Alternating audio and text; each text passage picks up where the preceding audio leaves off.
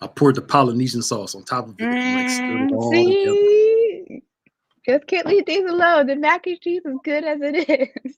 You've never had hey y'all, you've never had chicken mac and cheese? No. It's actually pretty good. I tried it at a restaurant and I was shocked how good it was. Yeah. It is really good. It's just mac and cheese with meat inside of it. That's all. It's like lasagna. I mean, I can get with that, but then the Polynesian sauce on top of it, It's good. I feel like that's too many flavors going on. It's actually it makes it sweet, a little sweeter. Hey y'all. Yeah. Some people put like hot sauce on there to make it spicy and stuff. Welcome to Maximize Monday. We sitting here talking. I'm eating lunch out. Had delayed today. It was delayed today. So and I'm hungry and no. Where's Sandra? I don't think I would like it. Hey, Sandra. Do you like Polynesian sauce? The Chick-fil-A Polynesian sauce? I don't think I've ever had their Polynesian sauce. It was good. I only get their Chick-fil-A sauce. The Polynesian sauce is really good. Yeah, it's You would like it sweet. 'cause it's sweet. Hmm? I'll give it a try. I won't diss it just yet, but something tells me it's not going to be to my liking. You mean this whole mixture or just the Polynesian sauce? The mixture. Oh. Well, I can't rely on your taste buds. You're weird. Hey, Tiffany. How you doing? Hey. They're not that weird.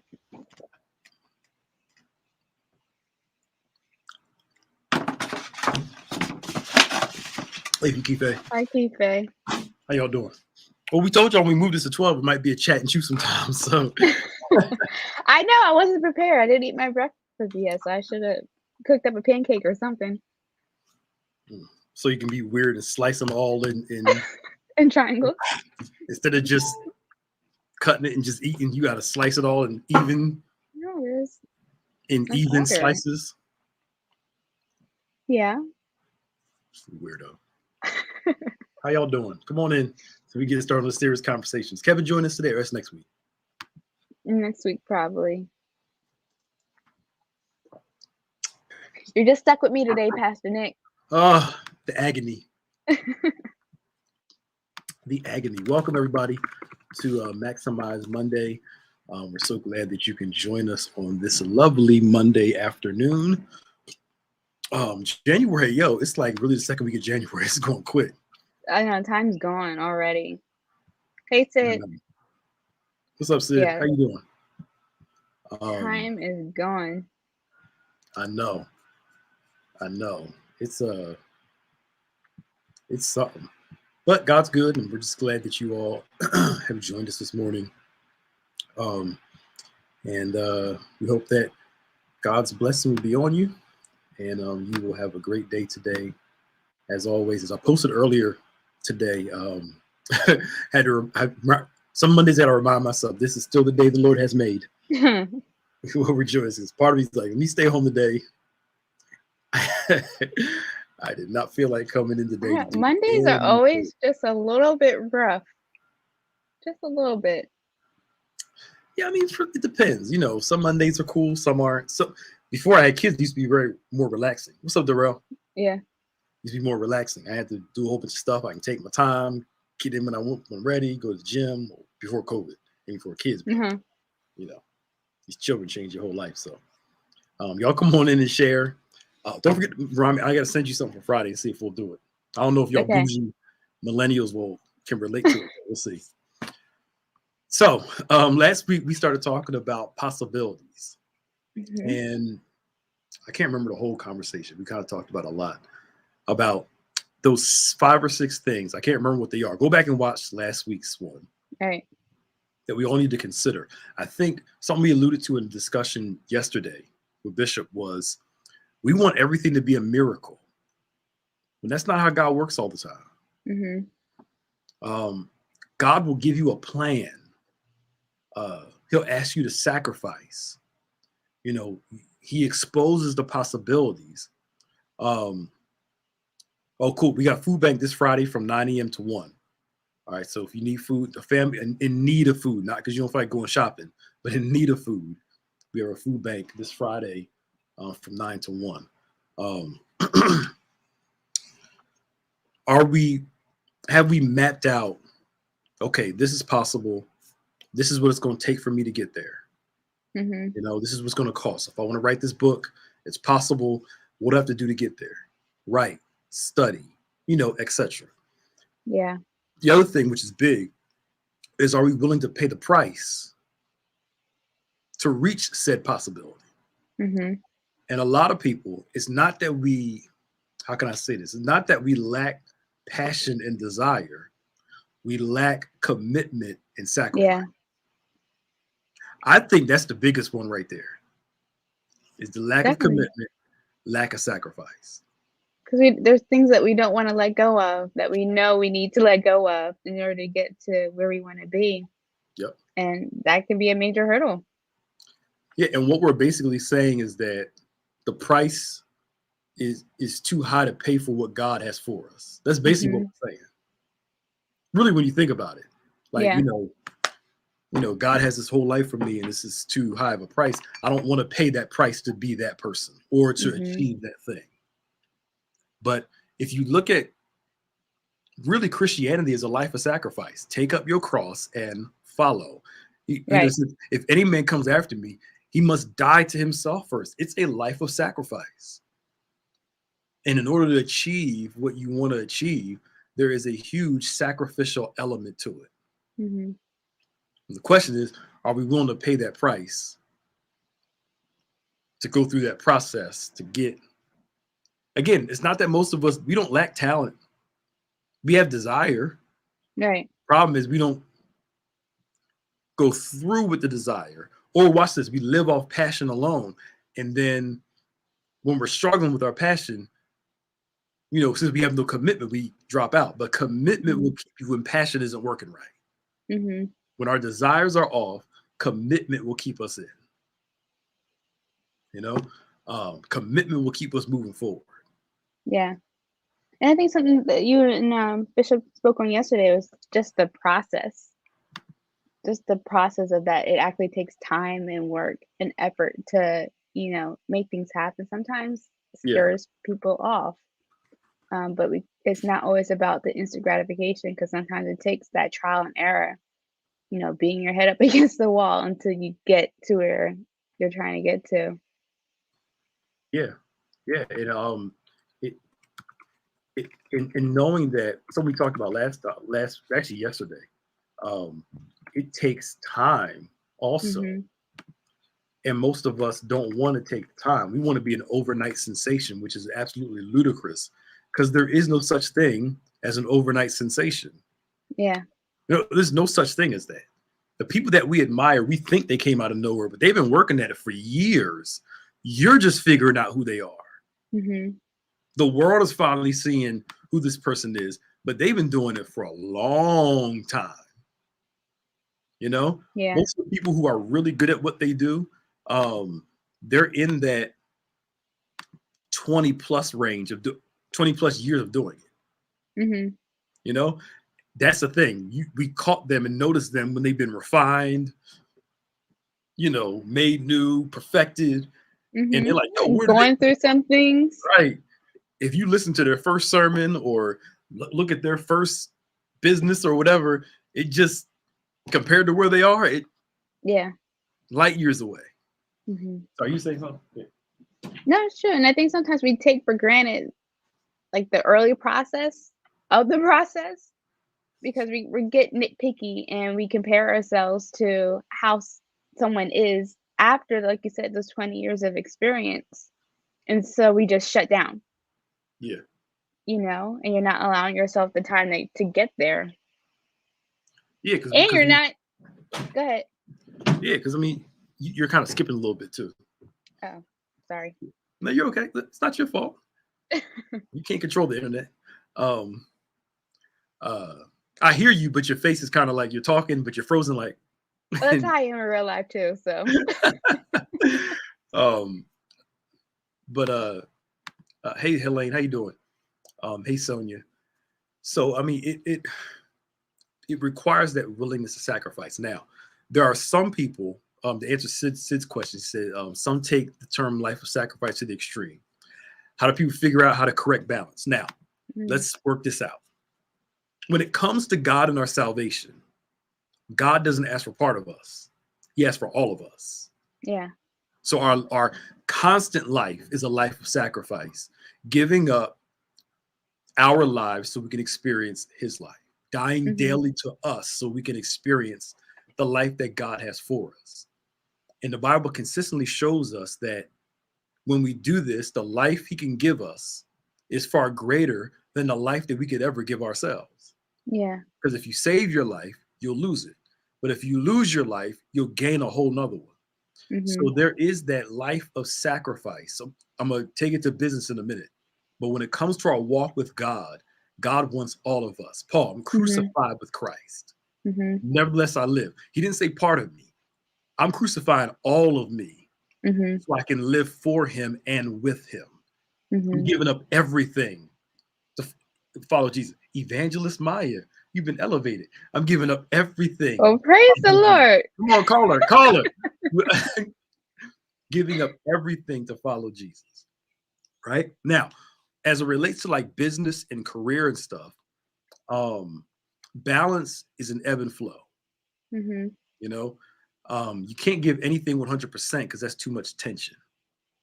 Yeah. Uh, so what it's like is, so say, when Power of God comes up, my life is like this for a whole week. Hmm. I'm at church majority of the day, majority of the time. I'm home short times, sleep, do some stuff real quick, come right back. But when the week is over, it kind of, Equals out. you know, something happens, family member, life goes like this, you know, and eventually, balances out some. So Hmm. it's prioritizing a lot in order to maintain some form of balance. The Yeah. other thing is those there are some people who feel like I'm going to get to where I want to go no matter the cost. Hmm. And they have a casualty of bodies Mm. that in their path. They just run Hmm. over everybody, leave everybody, don't care about, because their success is more important than everything else. I Right. think that's an extreme Hmm. because if I'll use for example, if being a good father, a good spouse, a good family member is an act of obedience to God, that means being a good family member is an act of worship. Hmm. So if I completely forsake my family to pursue what I've been called to do, I'm only fulfilling part of what God has called me to do. Right. I'm not really worshiping God right. So I learned to navigate my priorities of ministry and my passions and my life desires with, I'll use me for example, my family. Now, Hmm. my norm, since I don't have a regular 9 to 5 like everybody else, is not the same. So I have to intentionally make time, Yeah. intentionally have time. So I don't have a trail of bodies of, you know, my dad was too busy, he was never home, that kind of thing. Hmm. You know, it's that. So I don't think we need to. Now I've had people say, they pursue what they want out of life, and it cost them a whole lot of stuff. And now after it's over, they're trying to pick up and fix those things, the damage that they created Yeah. along the way. So I think some people are A-type personalities, and their They just go. ultimate goal is, hey, I got this goal, I'm gonna get it, Yeah. whether I'm married to you, fathered you, friends you my Hmm. mama, my dad, I don't care. You don't matter in comparison to this, Hmm. and I'll run you over to get there. And I think that's a little extreme. Yeah, definitely. So it's definitely good to be able to prioritize, like you said. But like you, what if it's just not enough for that person that you're prioritizing for? Like, how do you still balance that out? It depends on the person. Some people, um, they lack understanding. They Mhm. want you to give up what they can't replace. There it is. Mhm. The question is, okay, so if I give up all this time, right? Can you replace what I'm going to give up? Mhm. If the answer is no, then we need to have a conversation about a middle ground on both. Mhm. So I'll let y'all in. And I remember when me and my wife were in premarital counseling, I asked her before we got married, "Are you sure you want to be married to a pastor because this is what the Mhm. life looks like. She's like, oh, I'm sure. So she understood what she was getting into, that I Yeah. could be called at 11:30 at nighttime to go to a hospital, which has Mhm. happened before. I had to get out of bed, Mhm. in the middle of the night and go. That you have to be okay with that reality, Mhm. you know. Um, so I think a lot of people want you to give up what they can't replace. Right. And then the other flip side is, can what you're pursuing replace what you're giving up too? So, there is that, you know, thing. I remember I Mhm. heard a preacher say this years ago. After I get done pastoring, my family's going to be the one to take care of me. So Mhm. why would I completely forsake them? Well, I need them for later. You know, I- Yeah. they're going to be the ones, you know, Mhm. putting you in, Yeah. doing all that stuff. Yeah. I think that again, it goes back down to some priorities. Mhm. I was actually thinking about this earlier. I don't know why it popped in my head. Uh, how This wasn't even really the topic today, but we'll run with it. Um, Yeah. I know some people who felt some type of way because growing up, their parents were always in church, Right. like almost every single day. Mhm. When they had games, they never came to the games because they were at church. When they had events, they never came to school events because they were at church. And there was this resentment from these people because, hey Shirley, hey Chef, because they felt like they chose the church and God over them. Mhm. Th- that's a real feeling.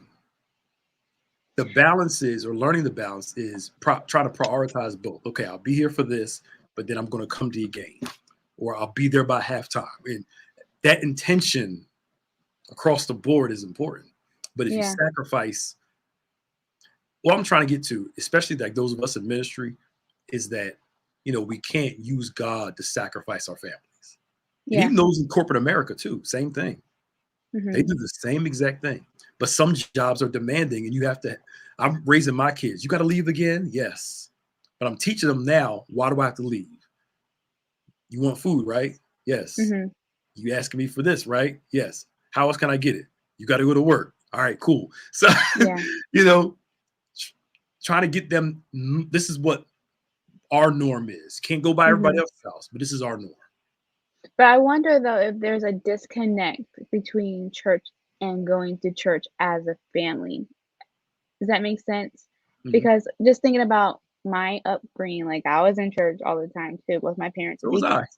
deacons, Yeah. So, but personally, I never felt that they were putting me beside behind their church duties because we always just did church as a family. Yes. And then if you had something at school, they made it a priority. Or You maybe that's know, the problem. I didn't really do I didn't really do oh, anything. sorry, well, you didn't have a life, so that's why. So you only had church. It was You just church. right. But imagine something like your graduation, right? Mhm. You graduate from high school. Oh, Maya, I'm sorry, we got a service. Do people do that though for real? Y- It has Mm, happened before. Not let me go to the graduation and maybe I'll go to church after church first, then go to graduation and try to, mm. work what I got to work out. But imagine looking out in the crowd, every other parent screaming and Maya LaBoo, and everybody's like, crickets, you like, where they at? You feel some type of way. Mhm. Um, but I think, for me, same thing. I was in church a lot. My mom was, all those things.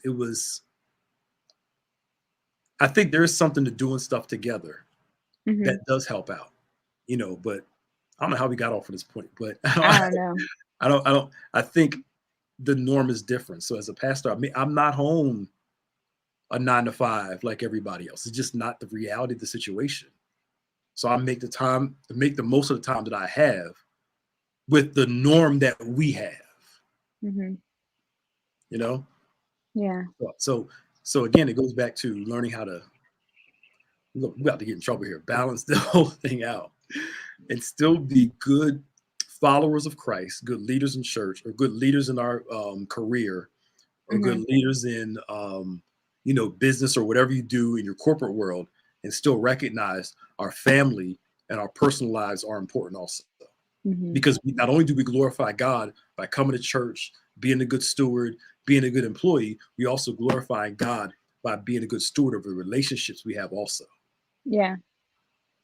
So worship, That makes sense. That makes sense lifestyle. because I mean we're called to be stewards, like you said, show the love of Christ to others, but we can't really do that if we're not able to do that within our own circle. Right, right. And finding that balance. Mm-hmm. So, you know, that's why, like, you know, for here, we can't speak for other churches, but y'all know y'all can reach out to us, you know, our staff, like, can reach out to us whenever, because that availability has to be there too, Mm-hmm. to make y'all comfortable enough to know, okay, I can call, I can so and so, so and so.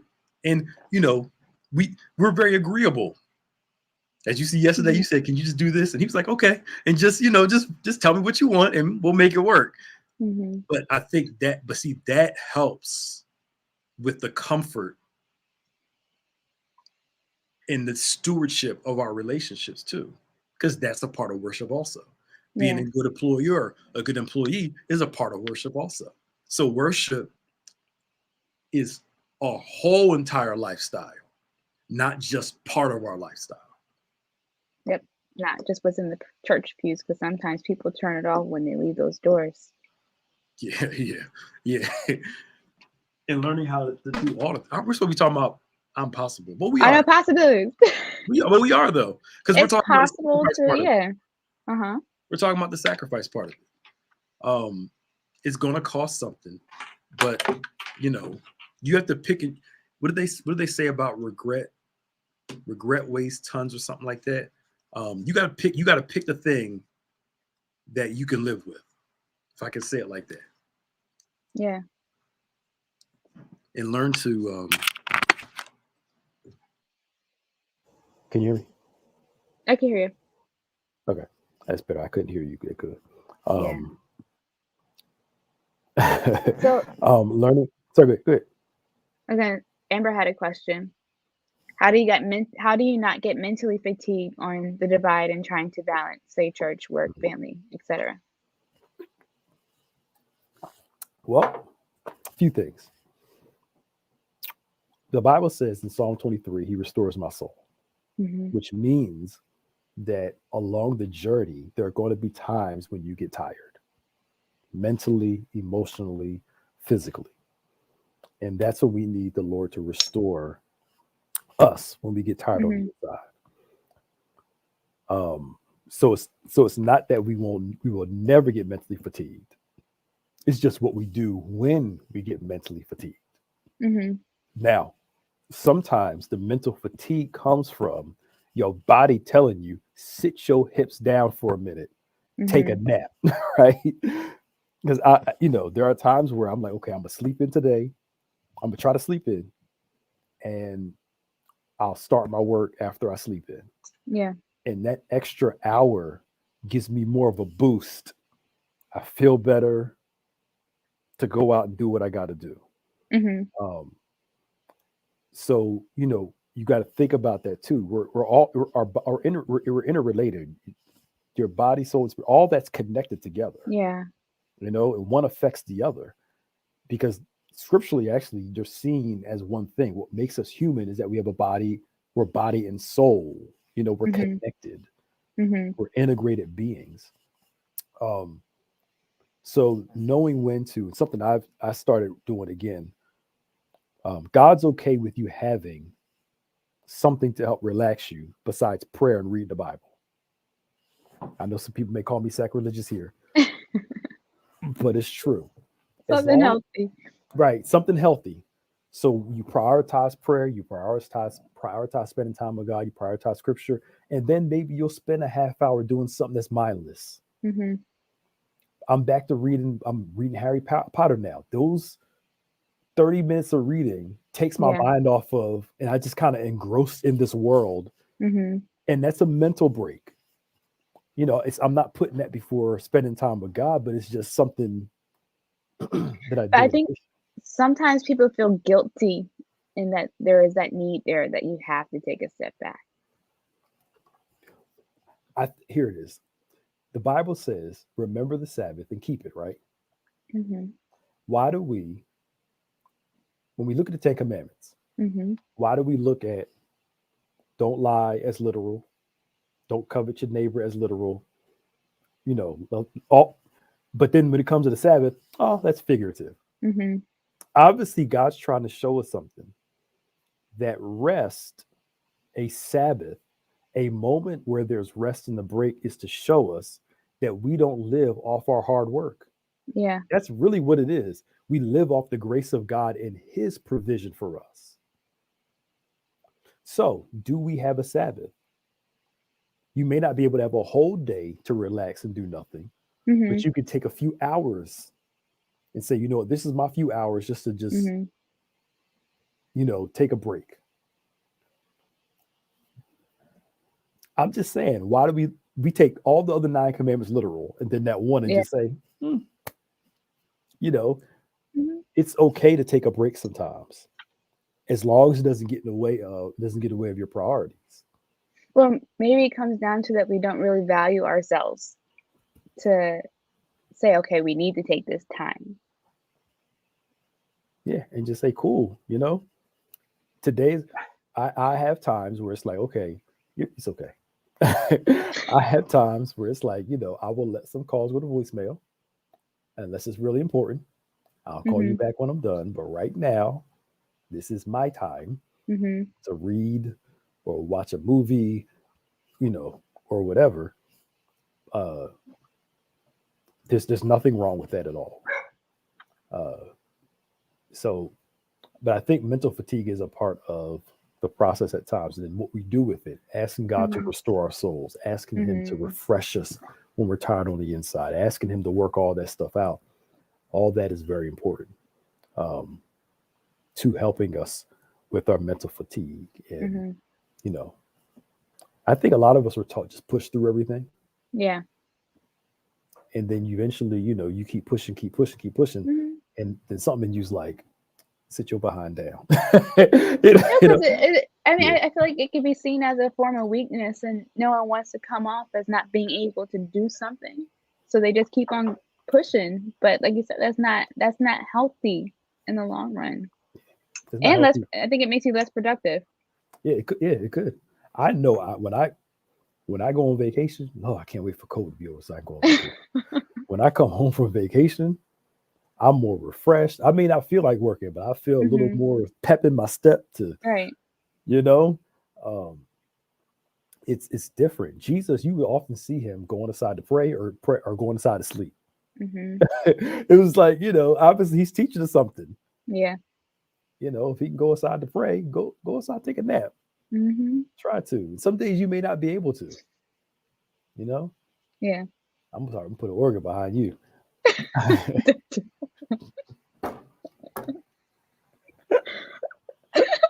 Start tuning you up when you talk.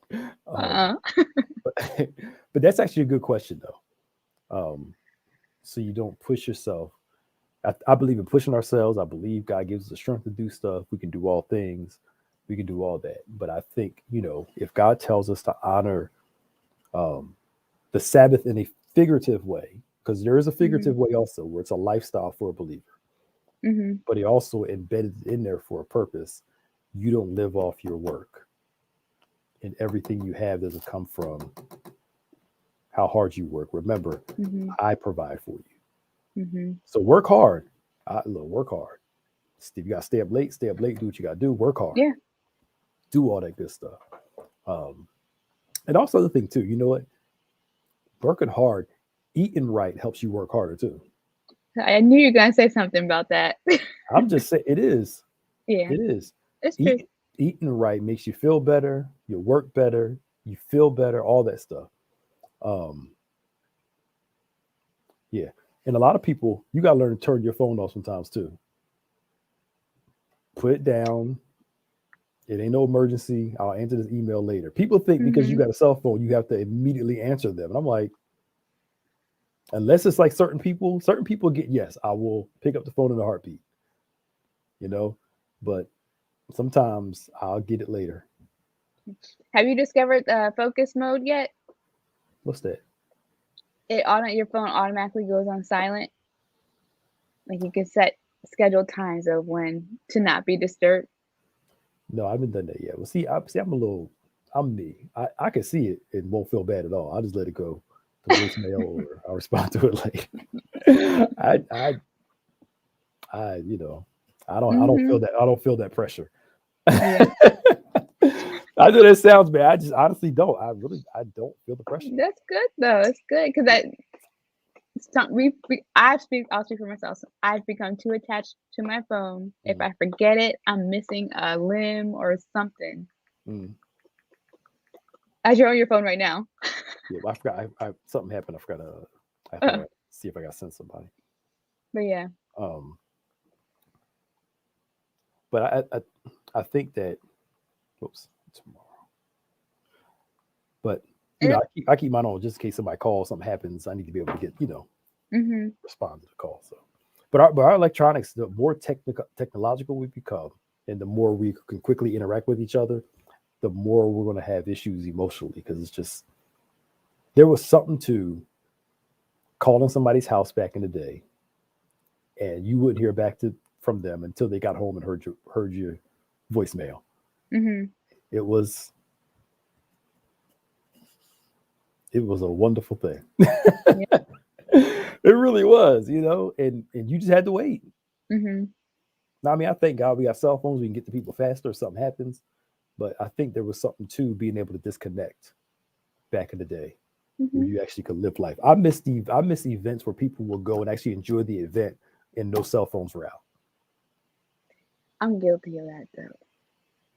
I mean, I may take a picture or play a little video, but there's something about the live experience. To be in the experience. To actually be in it.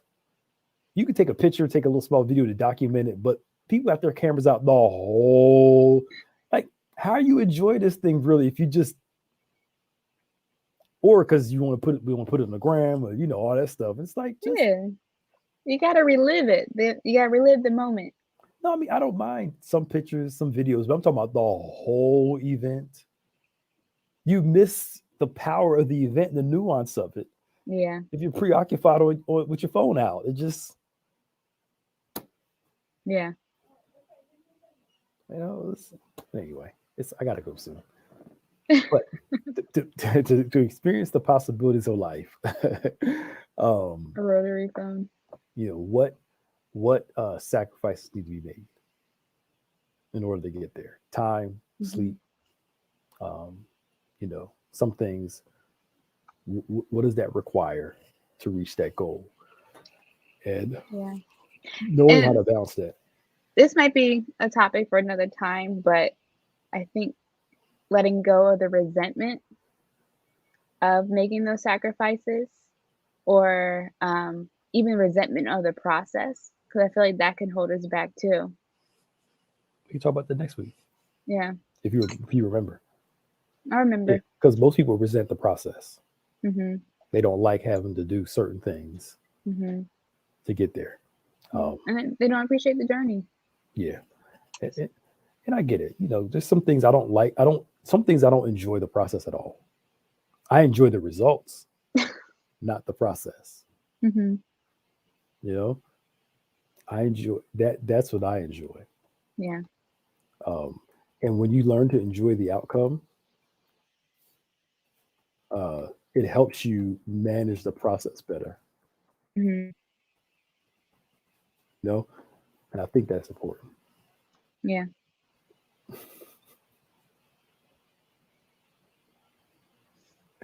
You didn't That even was see it. funny. You didn't even see it, do you? Oh, that last comment. No. Look at your name on the Oh, screen. Thank first you, of all, you spelled Helene. my name wrong. Thank you, Elaine. Who spelled your name wrong? It's a capital B. Oh, That capital B is important in my family. whatever. We worry about that little small semantic. Shut up. Okay, Pastor Nick. Right? How do we get our okay? How do we I'm playing. How do we get out of this to show how we teach our children to slow down? They won't even read directions to put a toy together anymore. That's because everybody's so used to everything so quick and fast now. No, Yeah. Helene. No, thank you, Helene. Thank you. No, don't be sorry. Thank you. I appreciate you. I wish Bishop was on for this right now. I appreciate No. you. Thank you. Honestly, with my kids, I make if I buy them a toy or something, we got to put it together. I've learned to start. Well, now not the youngest one, but more the oldest one. Let's put it together. Mm-hmm. Let's do it together so you could appreciate the process. Yeah. You know, and I think that's there. But anyway, we'll talk more about this next week. So I got to run. And we're glad you guys can join us on Maximize Monday. We love you all. We hope you guys enjoy your day. Let me see. Can you write down, say the phrase outcome again too? Oh, when you, I'm not going to say it the same way, but when you enjoy the outcome or the fruits, it helps you enjoy the process, or helps you navigate the process, or do the process. I may not, like, for instance, I don't like working out. I didn't like going to the gym, but I like the outcome of what the gym produced. Yeah. And that helps you enjoy the process a little more when you focus on what it's producing. Mm-hmm. And maybe that's the problem. People don't know what their end goal is. Yeah. It's like, you're just doing it. Well, what do you want out of this? Mm-hmm. And when you focus on what you want out of it, it helps you manage the process better. Mm-hmm. All right, y'all. I'm late. I really got to go. See y'all later. Bye. Bye, y'all.